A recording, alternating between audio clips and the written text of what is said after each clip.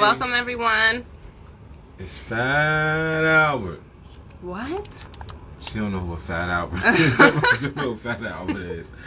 Fat Albert was a cartoon back in it was like late 70s, early 80s. So it was. Babe, I'm not that young.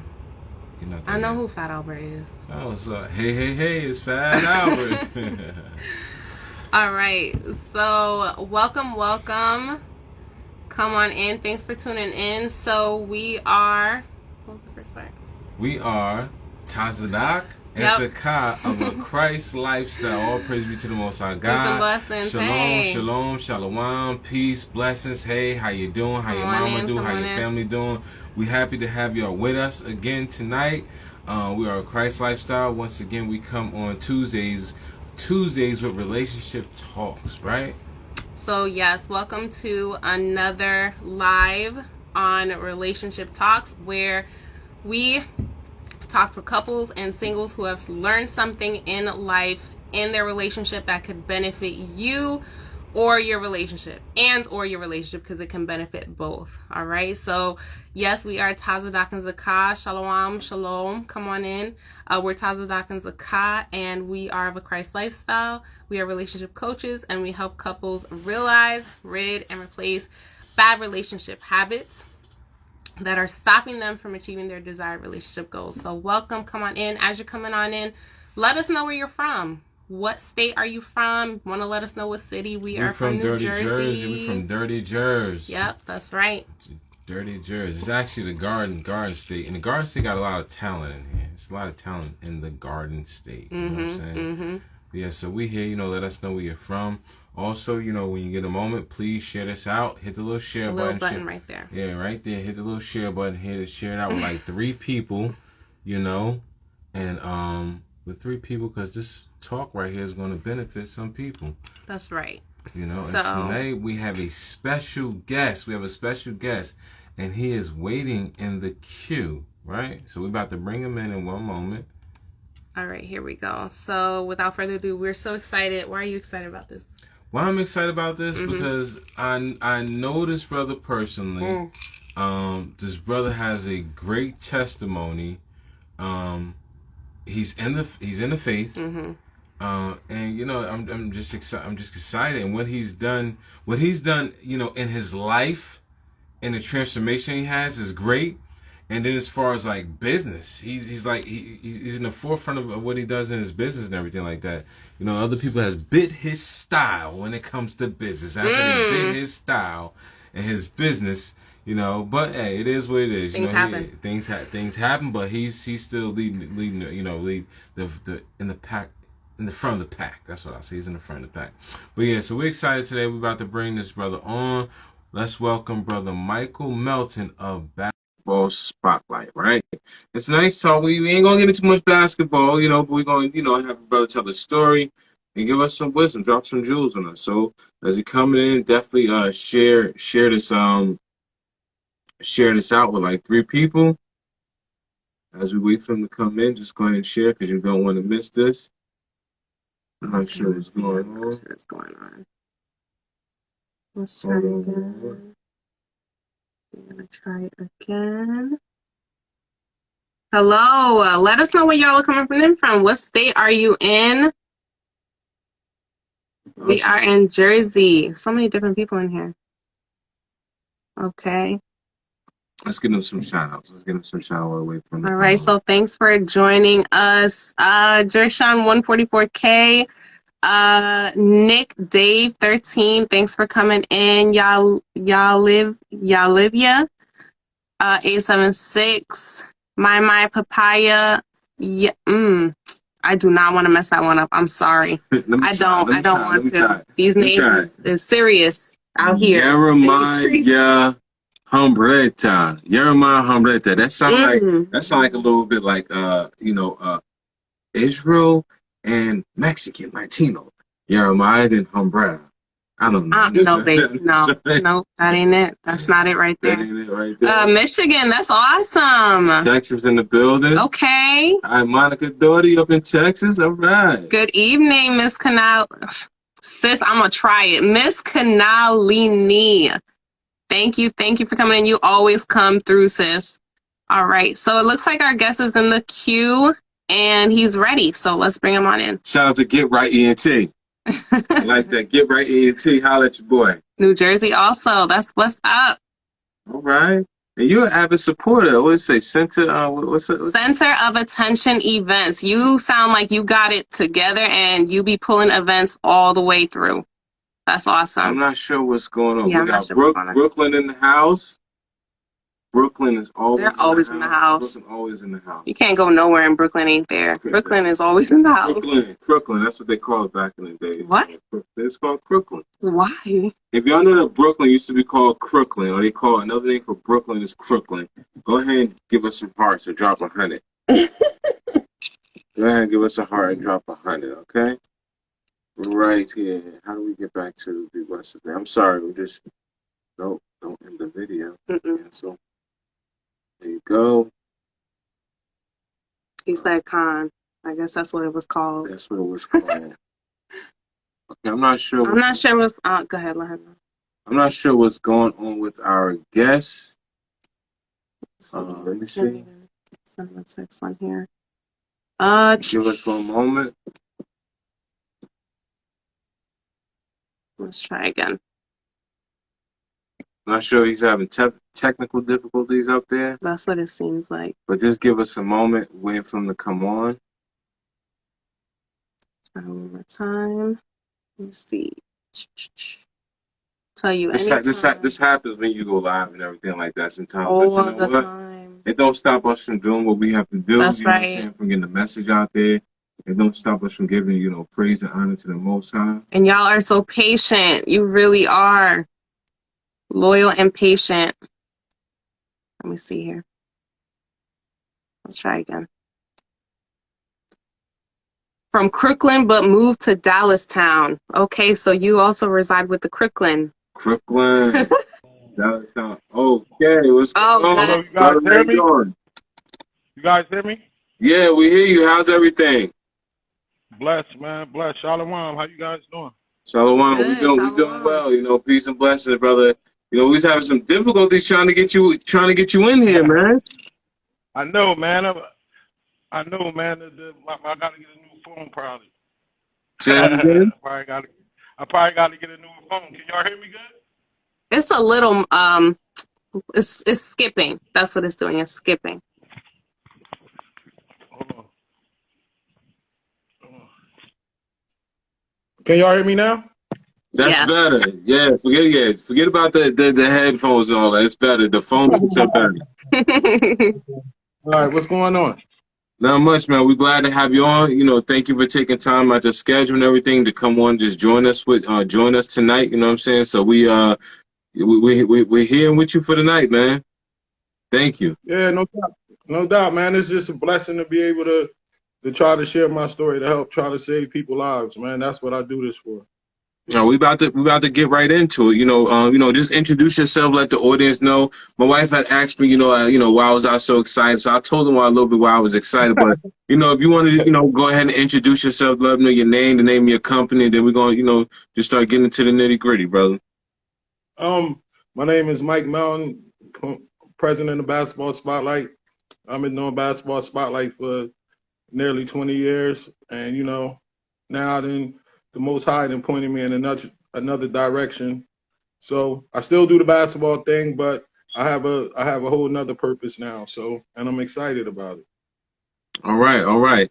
And what I was telling him, like you said, you've been doing this for 20 years, and I was telling my wife, like, you was at the forefront of this. You was at the forefront of doing basketball. So briefly, just tell us about your basketball.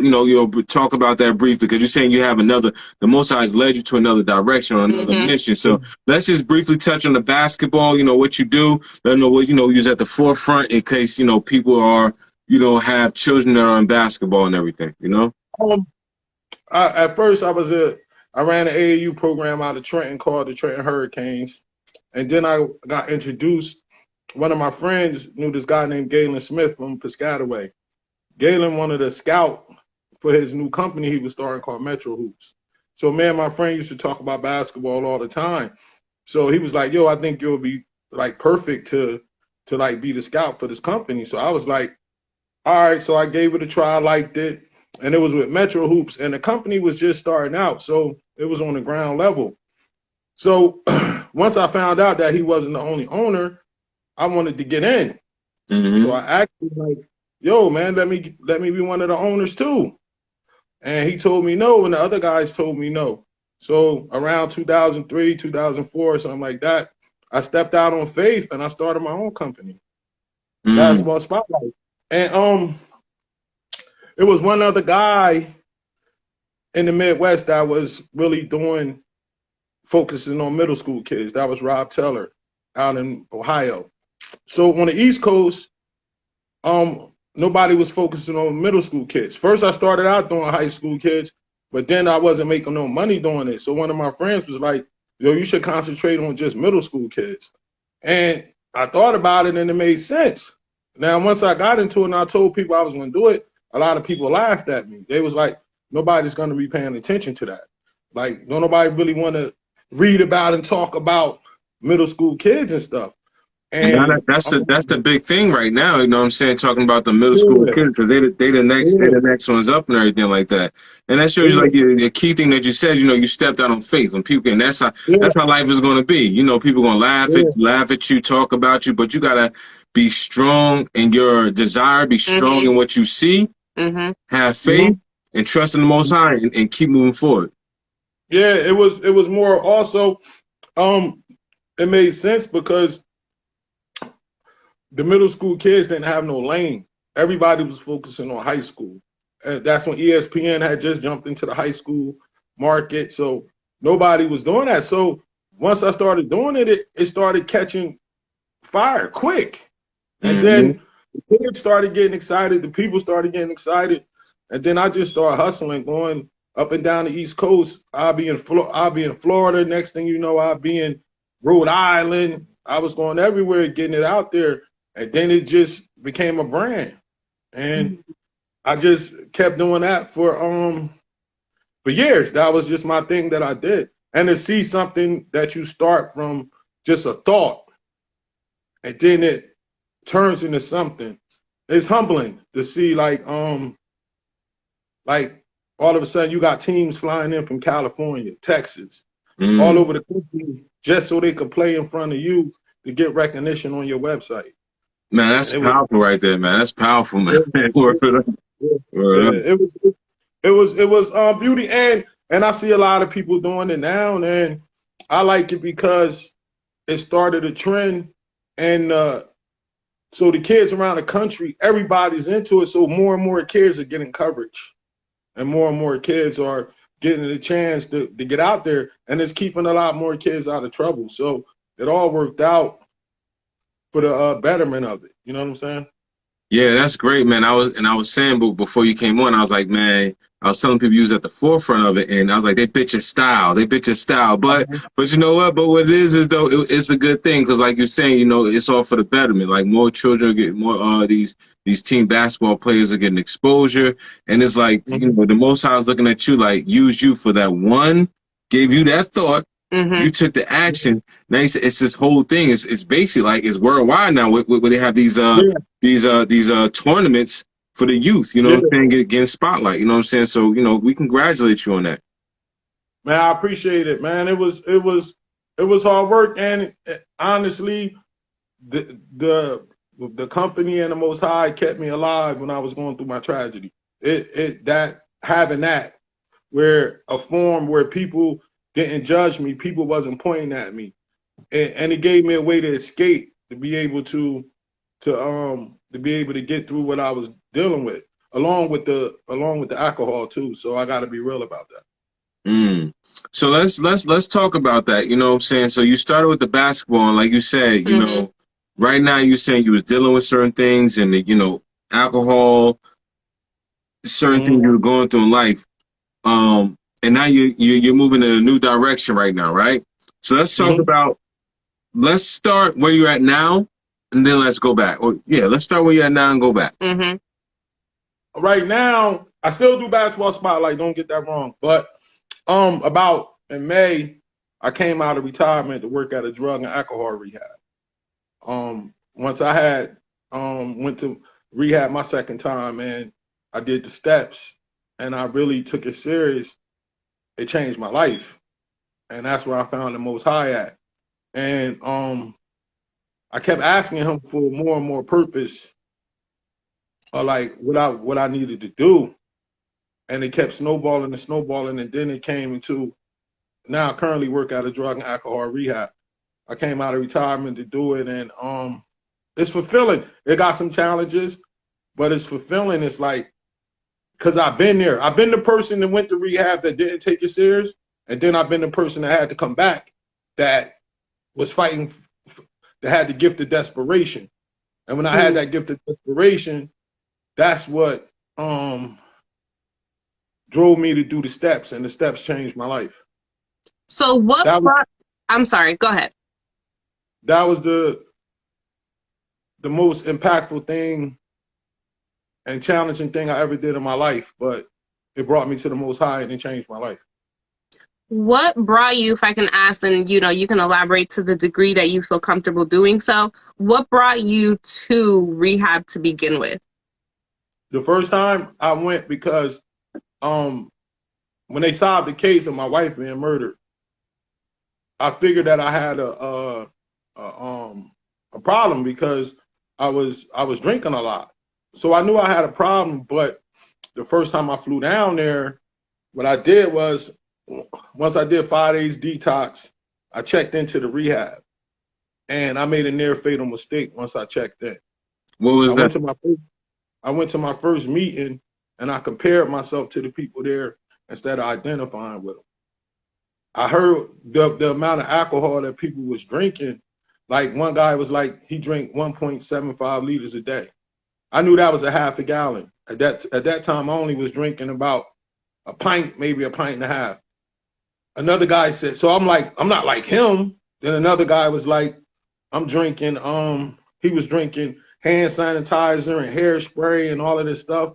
And I'm like, I'm not like him.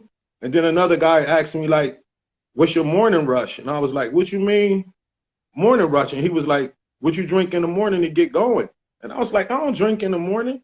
And at that point, I turned off my ability to learn. And I said that I don't belong here. And I said, I'm only here because my wife got murdered and I need therapy. So I just goofed off. I just was like on some, I'm gonna take the therapy serious, but I didn't want to go to meetings. I only wanted to go to NA meetings because I wanted to hear ratchet stories. I wanted to be entertained. And I remember this Let me ask you, was this inpatient or outpatient?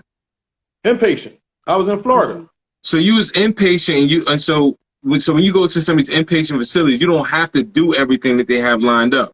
So you have a choice whether I'm going to go to this meeting, go to that meeting, everything like that.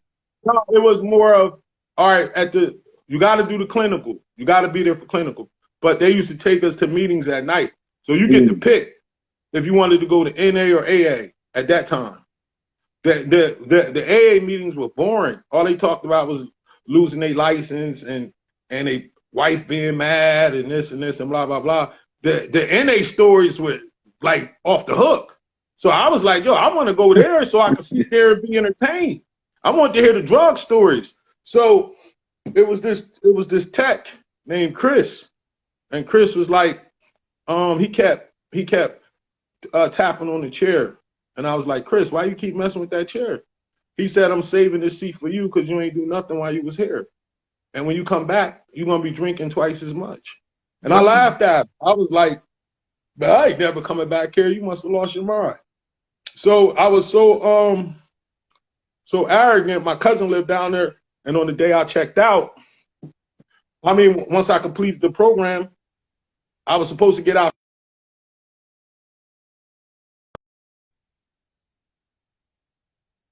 And then my cousin came to pick me up. And he was like, what you want to do? And I was like, I ain't been around girls in a while. Let's go to the strip club. So I left from the rehab and went to a strip club. So of course I was blank, you know what I'm saying? Because I didn't even know you were supposed to stop because I ain't pay attention. So I get back to New Jersey and I'm drinking and everything's cool. I don't really notice no progression. And then I got a call from the prosecutors that said, yo, we got to go to trial. And you got to testify because you the one that found her. And since I ain't had no Founder program, talking about your wife that had been you know, yeah. yeah, the one that murdered. So once they told me I had to go to trial, I got scared again. And I didn't have no program because I didn't pay attention in rehab. So then I started drinking more. And then what Chris said was coming true. Now I'm not drinking a pint a day or a pint and a half. I'm drinking a fifth. So now everything he was saying was coming to fruition.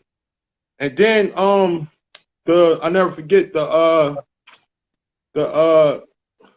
this when the Most High came in my life on my birthday. We went to trial. I testified, and everything went cool. And then on my birthday, the verdict came down.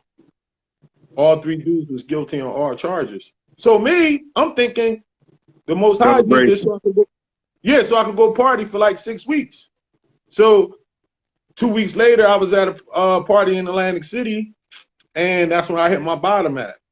Now at this point, I'm drinking around the clock because I'm retired from work, and I'm drinking around the clock. Like, so as soon as I get up in the morning, I'm going to the liquor store, and then it's just drinking and chilling all day long. So then I was at the party, and my ex-wife had threw me a party down there, and all her friends was bringing me Ciroc. Everybody was bringing me bottles of Ciroc. And I overdid it. And that night I had the DTs. I was sitting next to one of my friends, and I looked at him, and he looked like a demon. And I had never experienced nothing like that in my life. And then I got scared, and I went to sleep, and I was like, I'm never drinking again. But when I woke up, I realized I couldn't stop. It was beyond my control. So now I'm drinking against my will. I'm going to all these different liquor stores and this is all after that first time you went to rehab. It made me think about that scripture when Christ said, basically, like when you cleanse out, when he gave the parable, said like when you cleanse out one spirit, right, and is waiting around to enter back into that house, enter back into that vessel with 7 more spirits. Mm-hmm. So it's like you got cleaned up through rehab, the first part of rehab, the first time you went, but as soon as you got out, life hit you again, and now you drinking even more and more, and then you seeing demons on top of it. Yeah, because I didn't really clean out. I did a tune-up. I went there. I didn't drink for a little bit. Came back feeling good. All that kind of stuff. But I never did any work. See, the second time I went is when I did the work. Now, the demons never left me the first time because I didn't do the work. Mm-hmm. I just took a break. You get what I'm saying? It was like a vacation without drinking stuff. You know what I'm saying? So then when I went back the second time, now I'm desperate because I'm scared and I never experienced nothing like this before. So I go down there. And then I go to detox this time, 5 days, same thing. And then my first night in rehab, I finally opened the book. See, the first time I never even opened the book. Come on, the 12-step book, right? The Bible. The big book. The big book. No, the Alcoholics Anonymous book. Okay. I opened it for the first time. And I couldn't understand the first 2 chapters because it was choppy. I'm just getting out of detox. And the wording is from like 1930 something. So it's kind of like reading the Bible for the first time and you can't really catch on to what's going on yet. So then I got to this chapter called More About Alcoholism. And that chapter changed my life. First, it was talking about how all the different things we do did not be classified. Like only drink on the weekends, only drink when I'm on vacation. Only change from beer to wine. All the different things you try to do so to act like that you're not an alcoholic. You know what I'm saying? Mm. So then it was this story, and it was this guy, and he was 30 years old, and he was a businessman. So I automatically resonated with him. And he said that in order for him to save his business, he was going to stop drinking until he retired. He stopped drinking for 25 years. So he said to himself, I'm 55 now, I'm about to take a drink. and they said, as soon as he took the drink, he was in his lounge room with his slippers on, and he took a drink. And 2 months later, he was in the hospital, and 2 years later, he was dead. Wow. The alcohol had progressed in his body even when he wasn't drinking. So when he stopped, when he picked it back up, he had picked up from where he left off at, and the alcohol had already progressed in his body, and that's when I knew that if I ain't do something, I was gonna die. What you mean the alcohol? What you mean the alcohol progressed in his body? See, the alcohol, even when you're not drinking, like if I'm like, remember when the guy told me, when you come back, you're gonna be drinking twice as much? Yeah. That was because it was progressing when I was in rehab. You get what I'm saying? It's a disease, and it still progresses in your body. You know, even when you're not doing it. So let's say I was drinking a fifth when I went in this time. If I go back, I'm probably going to be up to a half gallon a day. You know what I'm saying? That's how deadly this thing is. That's what a lot of people don't know about it. We never get better. We only get worse. That's what the literature tells us. You only get worse. Is it more so like too that your body is craving it more? Your body's craving it, it's missing, because I know at one point in time, your body craves it more, and your tolerance gets higher and higher and higher. So that same little half pint don't get you drunk like you used to. Now you need more. You get what I'm saying? So now you chasing and chasing and chasing and chasing. It's real deadly, brother. All right, so if y'all just tuned in, we're here with Brother Michael Melton of Basketball Spotlight, B-Ball Spotlight. He's telling his story of how he overcame alcoholism. How he overcame alcoholism, and we're going to get into how it affects, our community, how it affects your relation, how it affects your relationship with your spouse, whether you're a married woman or a married man, or you betrothed, engaged to get married. So we're here with Brother Michael Melton of B-Ball Spotlight. If you're just tuning in, we are Tazdoc and Zakat of a Christ Lifestyle relationship coaches. So definitely, if you can, just share this out with about three people. Hit the button to share it out. Okay. The turning point came once I figured out that it was a bad issue. So now I'm paying attention in clinical. Now I'm going to like 3 meetings a day. I spent $650 on Uber going to meetings down there. Now I'm fighting for my life. So I joined this group called Back to Basics, and they take you through the 12 steps in about 5 weeks. You do a couple steps a week. So let me hold on. So you went to rehab down there, but you wasn't doing inpatient at this time, was you? Yeah, I was doing inpatient. But you said you was catching the Uber back and forth though. No. What happens is when you go to inpatient, like my house where we lived at wasn't where we did clinical at. Okay. So they come pick you up. They come pick you up and they take you to clinical. All right. So you've been clinical to 3 o'clock. After clinical, it had changed. Like the first time I went, it was total lockdown. So then the second time I went, which was like 4 years later, the structure of rehabs had changed. So they were saying that the first time locking people down like that made them want to go use as soon as they got out. So then the second time I went, they made it more of a real life experience. So you're going to do clinical, but when you get out of clinical, you got freedom. Now it's up to you what you do with that. Mm-hmm. So I chose to go to meetings and stuff because I was scared for my life. So then once so you joined the group. You joined that group, right? Now, yeah, back to basics. And back to basics. You joined that group. So they took you through the 12-step program, right? But you're saying they did it like fast, because it makes it seem like the way you said it makes it seem like it's a certain amount of time. But you're saying you was doing multiple steps a week. So tell us about that. Yeah, because it works. It worked for me because when I was in the point of desperation, I was willing to do anything my sponsor told me to do. They assigned me a sponsor. You know what I mean? So now if I had too much time to think, I probably would have tried to think myself out of doing it. You get what I'm saying? Yeah. So once you do it, if you do the steps correctly and you're honest, it guarantees you a spiritual awakening. If you do it honestly. You know what I'm saying? So in the beginning, first I had to say that I was powerless over alcohol. That was easy. Obviously, this is my second time here. Then I had to say that I needed a power. Step 2 is I need a power greater than myself to restore me to sanity. That means that I know I'm insane. I need a higher power to restore me to sanity. So I got to say, all right, yeah, I need help. I need a higher power to restore me to sanity.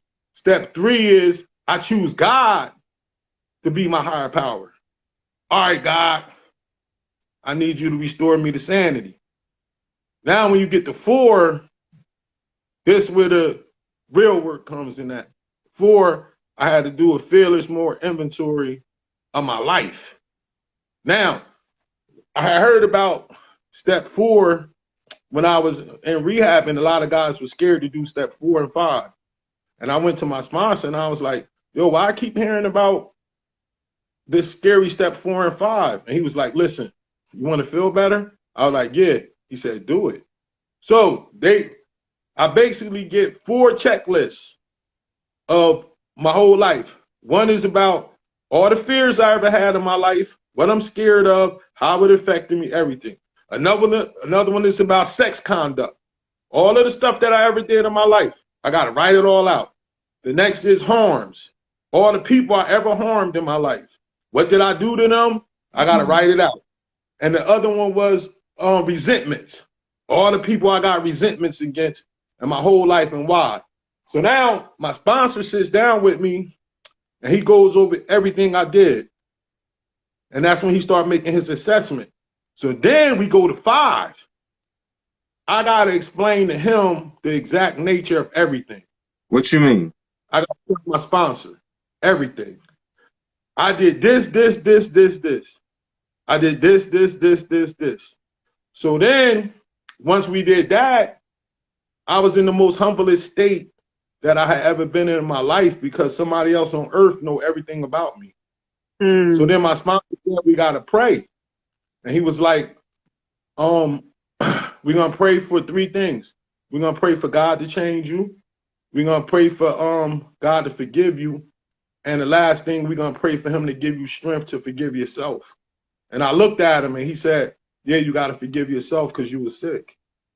So we prayed. So then he said, go meditate for an hour. So then I jumped in the Uber and I went back to my dorm. And when I was walking in the dorm, I still remember this clear as day. I was looking at my bed to go lay down.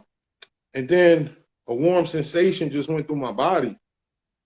And then a voice came in my head and the voice said, I got you. All you got to do is serve me. And you'll never have to worry about nothing else. You know what comes to mind? That's a powerful testimony. What comes to mind is James chapter 5, verses 13 through 16. I'm not going to read it, but real quick, it says, what if you're afflicted, pray, but more so it says, confess your faults one to another and pray for another that ye may be healed, and the effectual fervent prayer of the righteous man availeth much. So you taking that self-inventory, right? Going through them steps, then that 4 or 5 that you heard so much about. And I can see why people don't want to do that, because you really gotta sit. You know what? What did I do to who did I hurt? Who did I harm? Sexual. That's a lot in itself. What was the other one? My fear, who I resent. That's a lot of unpacking. Then for you to do that, then now you gotta go to someone and say, you know what? You wrote it down, addressed it. Now you got to unpack it all in front of somebody. That's a lot. And then he says, you know what? Let's pray. Yeah. So now it puts you in the most humblest state you're ever going to be in. So now you got the alcohol out your body. Now my ego, pride, everything is gone because this other person knows everything about me. I felt like a little baby, but my vessel was totally open. So when we prayed, he was able to come in. You get what I'm saying? Because my vessel was totally clear. No pride, no ego, no alcohol, no nothing. So then that's how the spirit was able to come in me. Wow, man, that's an amazing story right there. Now, so once you went through that, right, and you've been clean ever since. How long? How long has that been? 2 years and 9 months. 2 But years. it's still more what you got to do. So then you get to 6. You got to ask God to remove your defects of character. You got to, once you looked at your list, you see all the stuff on there that you don't got no business doing. Your character defects. You know what I'm saying? Once you see your character defects on your list on step 6, you got to ask God to remove all those character defects. And then you got to work with him to remove those character defects. You know what I'm saying? Then you get to 7, you ask him to remove your shortcomings. Then it gets tough again. You get to 8, you go to your list of all the people you harmed, and your sponsor gonna make a list for you to go to all those people. And when you get to step 9, you got to make amends to all of those people. So you got to go find all of those people that you harmed, and then you got to go to them and you got to make amends to them. And even if they curse you out or tell you to get out their face, it's not your problem because you're just trying to clean your side of the street. How was that for you? How was that part for you? It was eye-opening because in one instance, like my father, when I did my resentments, I thought I had a clear cut one here. Said this guy wasn't in my life. I'm angry at him because he wasn't in my life, and this and that, and he took me through this and that. So I'm talking to my sponsor, blah blah blah blah blah.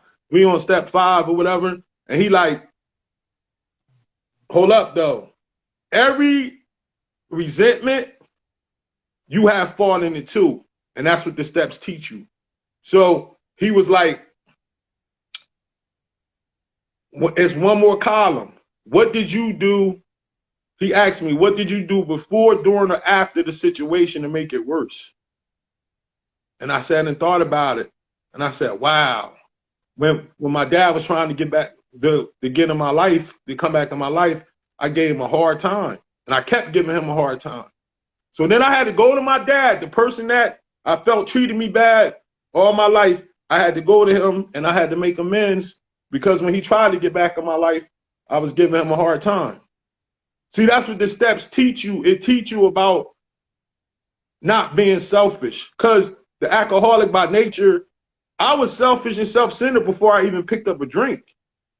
And I learned all of that through the steps. That's when it really tell you about yourself.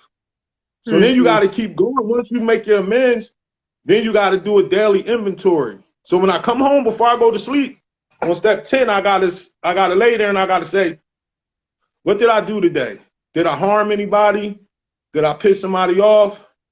Did I curse somebody out? Did I do anything? And if I find out I did something, I gotta promptly call that person and apologize at that moment. You know what I mean? Then then you go to 11, you gotta practice prayer and meditation every day. When you wake up and when you go to sleep, to keep a conscious contact with God. And then 12 is practice the principles every day and go help another alcoholic. You have to.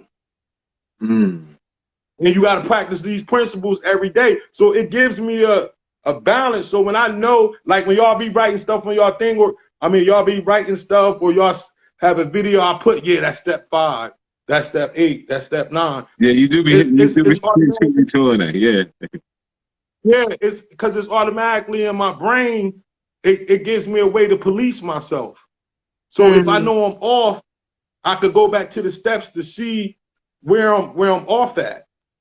And it took me to the Most High, bro. It's the only thing that gave me directions on how to get to him.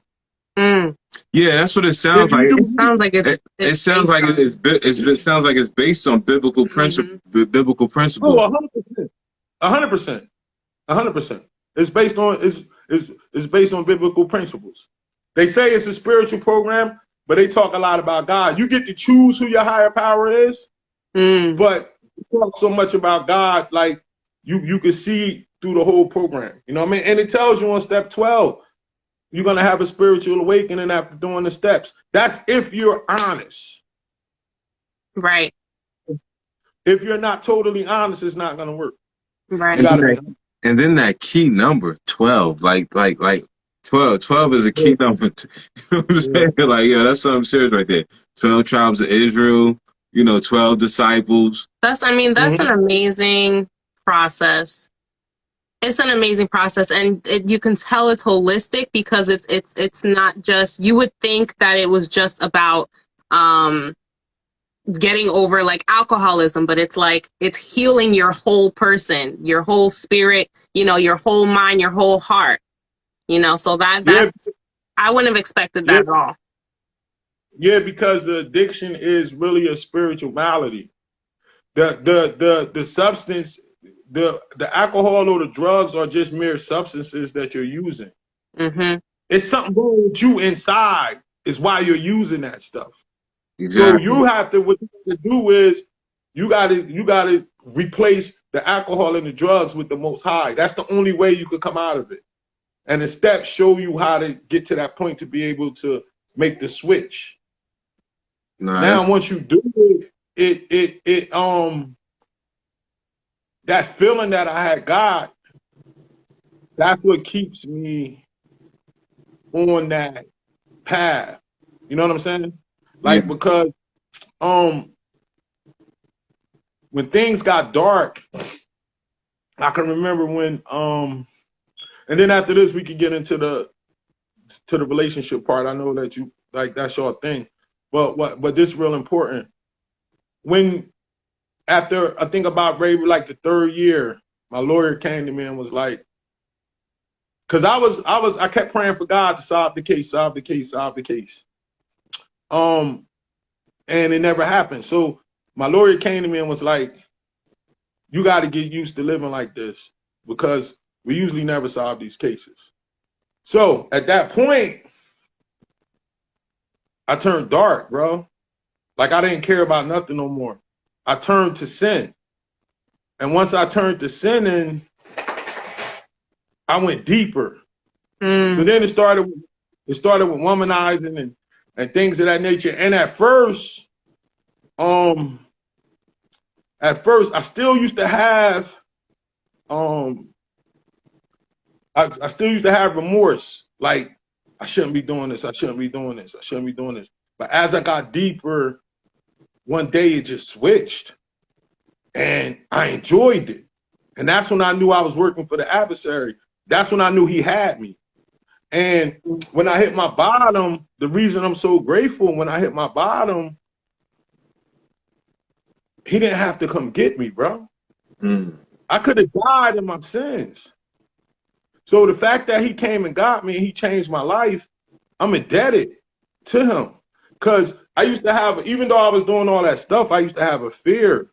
And my fear was I'd be maybe 70, 80 years old and I'll be on my deathbed and I'll be thinking about my life. And I'll say, you know what? Yeah, you did the basketball thing, but what did you really stand for? All you really wanted to do was chase women and party and all that stuff. And I wouldn't have no time to go change nothing. And how I would feel. And knowing I was going to hell and how like not having no time to go change anything. I would have been totally disgusted. And he gave me a chance to rewrite my life. Mm. Praise to the Most High for that. Praise to the Most High Christ for that. And so when I wake up, that's all I think about. Like, he didn't have to do that. He could have just let me die while I was going to this place or going to that place or doing this or doing that. He could have took me. And that's why, and after I had my awakening, I remember getting on my knees and asking God, like, why did you allow all this to happen to me? So then when I went to go coin out the rehab, that's like when you leave the rehab when you graduate. I had to tell my story for the first time. And Mm. it was about 200 people in the room. And my story captivated the room. And that's when I knew that all the stuff I went through didn't have nothing to do with me. It was for me to get through it so I could go help save people's lives. And that's the day I found my purpose. Wow, and my life wasn't ever. that's amazing right there. And you know, it makes me think. I don't know. It sounds like you saw my post earlier today, but I posted earlier today like some of the things what you go through is just not for you. It's like it's basically for you to go through, these struggles, so you could be able to look back and tell someone to help somebody what they going through. You know what I'm saying? So that's what the Most High used. That's what the Most High used you for. You know, and that's an amazing story. And we're going to get into what you do right now. But before we do, we're about like got maybe like 20 minutes left. For those of you that's just joined in, we're with Michael Melton of B-Ball Spotlight. You can follow his page at B-Ball Spotlight. Um, he does basketball tournaments for teenagers. He's at the forefront of that. He's been traveling all around the United States, setting up these basketball camps for teenagers. So if you got teenagers in the basketball, you definitely and preteens. Mm-hmm. If you got a teenager or a preteen that's in the basketball, definitely follow him. That's at B-Ball Spotlight. We're speaking to Michael Melton. He's telling the story about how he overcame alcoholism, how he overcame alcoholism, but now we're about to get into how what he's doing to help other people, that are struggling with alcoholism and addiction. And if you're just tuning in, please share it out. And we are Tazadak and Zakat of a Christ Lifestyle Relationship Coaches, and we're here with Michael Melton. Let's jump right back into it. So, moving forward, you told your story to those 200 people, and you realized right then and there it wasn't just for you; it was for you to reach back and help people, right? So since then, you said you're more so focused on helping other people right now. So tell us about that. All right, so I had a decision to make when I was getting out of rehab. I was like, all right, I got this big basketball company. I could keep all this under wraps because nobody really knew except my close family and friends. I already got the spiritual awakening, so I was good. But I knew I needed to do more. So when I came home, I came in the house and I turned on the TV. I was looking at alcohol videos on YouTube, trying to learn more about the disease. And I came across Chris Herron video, the basketball player that was traveling around all of them schools, talking to the kids about his drugs, about him. He was an NBA player, and about how he got hooked on drugs. And I said, wow, that's what I'm supposed to do. So all them teams from all them years, that's why the Most High had me do that first. He gave me the platform. He gave me the platform to be able to go and call all those people and then go to them schools and them AAU practices and the camps and tell them kids my story. And it was a decision. Because it's a gamble. Like, do you really want to put yourself out there? You got this business and all of that kind of stuff and this and that and blah, blah, blah. But then it came back to, I don't care about none of that because this is not about me no more. It's about doing his work. He's going to take care of any of that stuff, so it don't even matter. And I needed that purpose again. Had I not had a purpose, I would have came home, I would have kept feeling sorry for myself, and then I probably would have picked up a drink. But since I got this purpose now, I used that stuff that had a purpose. And so I started telling the kids my stories. And I started doing it. And I just did it at my camp in front of like 200 and something kids. And I would have never thought telling 200 and something kids that I'm addicted to alcohol would be one of the most rewarding feelings I ever felt in my life. But it was. What were some of the responses that you got from some of the, because that age group right there is, they can be tough. So like, what were some of the things that they said, or what kind of results did you get from that? The advantage I had was most of them looked up to me beforehand because from the relationships. They used to want to be on my website, and some of them looked at me like I was like a superhero type person, or like, you know what I mean? Like that's Mike Melton or this or that. So for me to go to them and say, if this could happen to me, this could happen to you, it was a good thing. But the most interesting thing is every time I did it, it was an adult in the crowd that came up to me later, a coach or a parent, that Mm. said, "You don't know how much you helped me today." Mm. That's how you know. Like, you never know. The kids, most of them are gonna hear it, go one in and out the other. You know what I'm saying? Because they Yep. still young. Yep. But it was helping a lot of adults. You know what I mean? Now, when it comes to relationships, it's damaging, bro. It's damaging because you don't really know when you're an alcoholic in that state. You don't really know the damage that you're doing to the other person because you say to yourself, all I'm doing is drinking. I'm just doing this to me. And I ain't But you hurt don't know nobody. the I ain't hurt nobody. I yeah, ain't putting hands on nobody or yeah, nothing like that. yeah, yeah, but you don't know the neglect. You don't know how, like, the isolation. You don't know how, like, the person got to lie for you all the time. Mm. Like, well, he not here today. Well, he's sick today, or he doing this today. You know what I mean? They going to mad places by themselves, and everybody asking them where you at. They got to keep coming up with lies for you. You know what I'm saying? That type of stuff, man. It's a real rough thing. But I also think in our community, it's a lot of enabling that be going on. What do you mean You by know what that? I'm saying? Like, particularly too with our women, like, and I don't want to come off like trying to, like, bust up families or anything, because that's not my what I'm doing. But their rope is longer than other communities.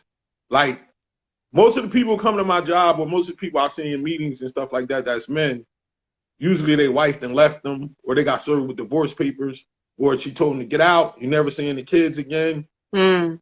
And our community is more of, I'm gonna clean you up off the floor. I'm gonna come pick you up from the bar when you can't drive. I'm gonna do this and do that. Instead Oh, of giving okay. them ultimatums and really sticking to them. So Because you that saying, person needs to get so you saying like basically, that so you saying like those ultimatums kind of help yeah, people realize, like, you know yeah, what? Because if you ain't got no ultimatum, like, you know what, I got someone, a wife that's enabling me. Like you say, she picking me up, she helped me out, she going to get it, so I stay in the house and do it. That's enabling versus like you've seen other communities where it was like, you know what, Peter, it's a joke, but Peter, you got to get out Until. or you got to go to rehab and clean yourself up. Then you come back home because A, B, C, and D. exactly. You know what I'm saying? Mm-hmm. And I think is a lot of it is the stigmas. Like, a lot of the families don't want it to get out that well, her husband is alcoholic or this or that. So they just act like everything cool and continue lying, but the disease is getting worse and worse and worse, because once you go over that line, you can't never come back. Like, once you're alcoholic, you can't never drink again. It ain't like it's gonna get better and you could just go back to drinking. Nah, it just Mm. get worse, worse, worse, worse, worse. So I think of, if more people stood their line, it'd be better for the person because they'll hit their bottom faster and then they'll go get some help. Mm. That's You know what I interesting. mean? You know what I mean? Like, we want to just make that cushion fall and things of this nature. Like, I remember I had showed my group this video, and it was this girl and she was in a blackout, and she was drunk in a blackout, and she went in the bathroom. She was from another community, and she went in the bathroom and she fell and bust her head. And her boyfriend came in the bathroom and just put a pillow under her and just left her in the bathroom. So then when she woke up in the morning, she went to him and was like, why did you leave me in there? I could have died. And he looked at her and said, if you don't care if you die, why should I care if you die?